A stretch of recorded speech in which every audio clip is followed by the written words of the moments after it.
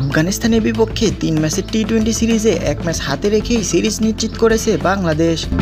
Nurul Hasan সোহানের batting নৈপুণ্য 5 বল হাতে রেখে 2 উইকেটে জয় পায় বাংলাদেশ। এর আগে টস জিতে আফগানিস্তানকে ব্যাট করার আমন্ত্রণ জানান বাংলাদেশের অধিনায়ক জাকির আলী। দুবাইয়ের শারজাহ আন্তর্জাতিক স্টেডিয়ামে ম্যাচটি শুরু হয় বাংলাদেশ সময় রাত 8:30টায়। নির্ধারিত 20 ওভারে 5 উইকেট হারিয়ে তাদের ইনিংস থামে 147 রানে। বাংলাদেশের সামনে লক্ষ্য হয় 148। লক্ষ্য তাড়া করতে নেমে শুরুটা মোটেও ভালো হয়নি বাংলাদেশের। 2 ওপেনার তানজিদ তামিম ও পারভেজ ইমন দুইজনে ফিরে যান 1 অঙ্কের রান করে। তৃতীয় ওভারের দ্বিতীয় বলে ফিরে যান তানজিদ। আগের দিনে হাফ সেঞ্চুরিয়ানকে ফেরান আজমাতুল্লাহ ওমরজাই। তার পঞ্চম স্টাম্প ত্যাগ করা শর্ট লেংথে ডেলিভারিতে মিড অফ ক্যাচ দেন তানজিদ।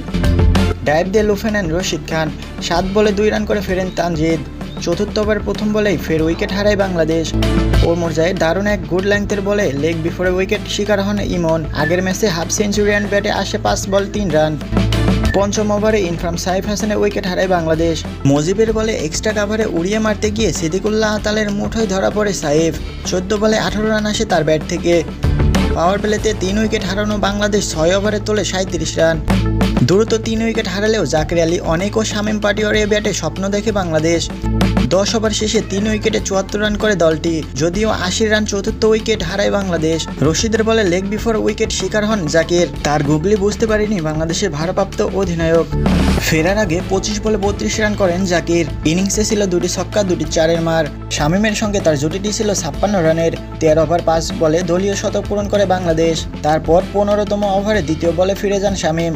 নূর আহমেদের বলে কাভারে ধরা পড়েন শামীম। 22 বলে 3টি 4 ও 2টি ছক্কায় 33 রান করে বিদায় নেন তিনি। 102 রানে 5 উইকেট হারায় বাংলাদেশ। সোহানকে গুরুত্বপূর্ণ সঙ্গ দিয়ে ফিরে গিয়ে সেই বিপদ বাড়ান নাসুম। 17তম ওভারে রশিদের শেষ বলে বোল্ড হন। 11 বলে 1টি ছক্কা 10 রান করা এই ব্যাটার। 18তম ওভারে সাইফুদ্দিন রিশাদের উইকেট হারায় বাংলাদেশ। দুজনকেই ফেরান ওমরজাই। শেষ 2 ওভারে বাংলাদেশের দরকার ছিল 19 রান। 19তম ওভারে নূর আহমেদকে ছক্কা হাঁকান সোহান। সেই ওভারে শরীফুল ইসলামও 4 হাঁকান। মোট 17 রান আসে সেই ওভারে। পরের ওভারে প্রথম বলে ওমরজাইকে 4 হাঁকিয়ে দলকে জিতিয়ে দেন শরীফুল ইসলাম। 6 বলে 2টি 4-এ 11 রানে অপরাজিত থাকেন তিনি। সঙ্গে সোহান অপরাজিত থাকেন 21 বলে 1টি 4 ও 3টি ছক্কা 31 রান করে।